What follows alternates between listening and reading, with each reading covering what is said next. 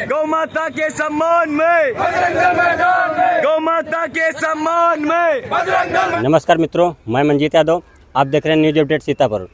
जनपद सीतापुर की तहसील सिधौली के अंतर्गत यहाँ पर कोनी घाट नदी के किनारे लेकर यहाँ पर जो सड़क है बजरंग दल और हिंदू विश्व परिषद की तरफ से रोड को जाम किया जा रहा और काफ़ी प्रदर्शन किया जा रहा। जय श्री राम के नारे भी लगाए जा रहे हैं। बजरंग दल और हिंदू परिषद का कहना है कि यहाँ पर 100 से अधिक गौवंश आए हैं। आखिर ये कहाँ से आए? शासन की आप देख रहे हैं कि हमारे साथ बजरंग दल के कुछ कार्यकर्ता जुड़ चुके हैं। हम उनसे भी बात करेंगे कि देखें यहाँ पर क्या है और किस प्रकार से धरना प्रदर्शन करें। जी भैया, क्या नाम हुआ आपका? जी, मैं राम मोहन शुक्ला, जिला का विशेष संपर्क प्रमुख विश्व हिंदू परिषद सीतापुर। जी, जैसा कि यहाँ जानकारी मिले कि कोनी घाट नदी में काफ़ी गौवंश जो मृतक हैं अवस्था में पड़े हुए हैं, ये कैसे क्या है? जी, निश्चित तौर पे जी 100 से अधिक संख्या है जी और करीब 700 मीटर में फैले हुए हैं जी और ऐसा देख लग रहा है कि इनकी निर्मम प्रकार से हत्या की गई है और उसके बाद इनको नदी में फेंक दिया गया।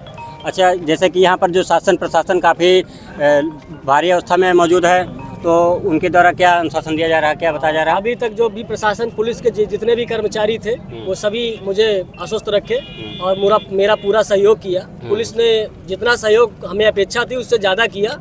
लेकिन अभी जब एसडीएम सिधौली पहुँचे तो उनके पास किसी उच्च अधिकारी का जब फोन आया तो उन्होंने कहा कि ये निश्चित तौर पे ये जो है घुमंतू टाइप के जानवर है, इस प्रकार की संज्ञा दी। तो मुझे दुर्भाग्यपूर्ण है कि उन्होंने जो संज्ञा हमारे उस घुमंतू जानवरों को दे दी है, मेरे लिए तो दुर्भाग्यपूर्ण है। ऐसा अधिकारी तो हमको चाहिए ही नहीं था। जहाँ पे माननीय जी का ड्रीम प्रोजेक्ट था इन गौवंशों के लिए सुरक्षा व्यवस्था, खाने पीने की गौशाला के माध्यम से जो बढ़िया व्यवस्था की थी, उस पे इन लोगों का मानना यह है कि हम चुनौती दे रहे हैं, तुमको जो करना है कर लो। अच्छा। ये सरकार की मंशा पे पूर्ण रूप से जो है चुनौती देने का काम कर रहे हैं। अच्छा, जैसा कि आप देख रहे हैं कि बताया जा रहा है कि अधिकारियों के द्वारा सही ढंग से कार्य नहीं किया जा रहा है। इसी को लेकर बजरंग दल यहाँ रोड पर उपद्रव कर रहे हैं। हम इनके द्वारा अगर शासन प्रशासन के द्वारा उचित कार्रवाई नहीं की गई तो क्या काम किया जाएगा? जी, अगर मान लीजिए अभी तक जी पुलिस ने और तहसीलदार सिधौली ने पूर्ण रूप से मेरा सहयोग किया और इस प्रकार से मैं उनको, वो हमारे लिए प्रणम्य है, उन्होंने मेरा पूरा सहयोग किया और मैंने भी एक हद तक उनका सहयोग किया, शांति व्यवस्था बनी रहे।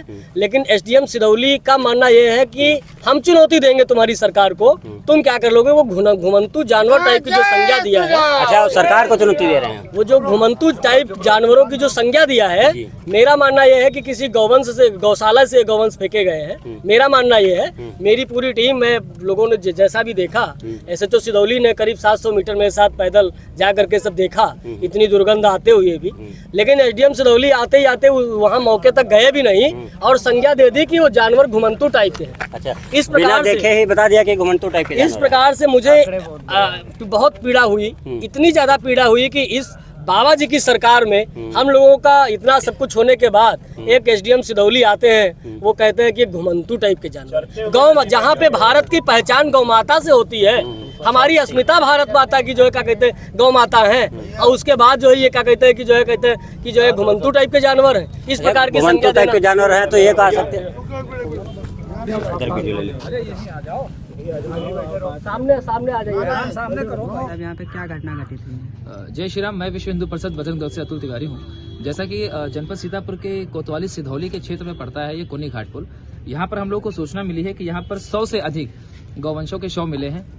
जानकारी मिलते ही हम लोग पहुंचे हैं, हमारा पूरा संगठन मौके पर मौजूद है और जिसके बाद जो है हमने जो जिम्मेदार अधिकारी है उनको इस मामले में सूचना दी है और हम लोग यही मांग किए हैं कि जो शव है इनका पोस्टमार्टम हो, उचित कार्रवाई हो और दोषियों को सख्त कार्रवाई की जाए। गायों को कैसे कम करें, गाय कैसे समाप्त हो, गोवंश कैसे नष्ट हो।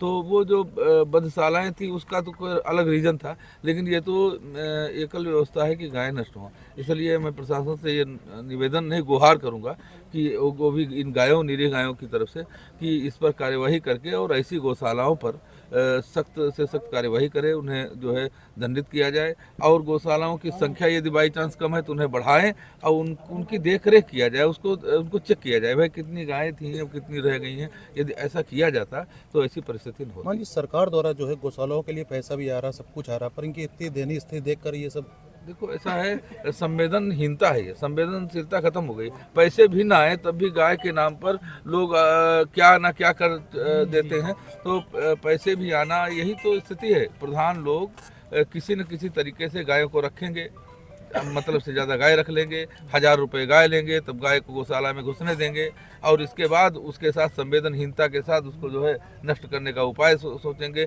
कई घटनाएं मेरे सामने, कई लोग शिकायत करने के लिए आए, हमने देखा भी ऐसा हो रहा है। मैंने प्रशासन से निवेदन भी किया, जहाँ जहाँ ऐसी स्थिति होती है कि भाई उनको चेक करें आप कि कितनी गायें थी, उनके पास रजिस्टर होने चाहिए, इतनी गायें थी, इतनी कम हो गई, ये कहाँ गई, कैसे क्या है। तो इस तरीके से बाड़ों की तरह भर देना, उसके बाद उनको नष्ट कर देना, उनको नदी में फेंक देना, ये केवल एक कुचक्र है, एक षड्यंत्र है। तो इस षड्यंत्र को का पर्दाफाश करना चाहिए प्रशासन को, और ऐसे जो दोषी हैं उन्हें पूरी तरीके से दंडित किया जाना चाहिए, कि ताकि ऐसी पुनरावृत्ति न हो। और कम से कम हमारे धर्म का जो आधार गाय है वह सुरक्षित रहे एन केन प्रकार।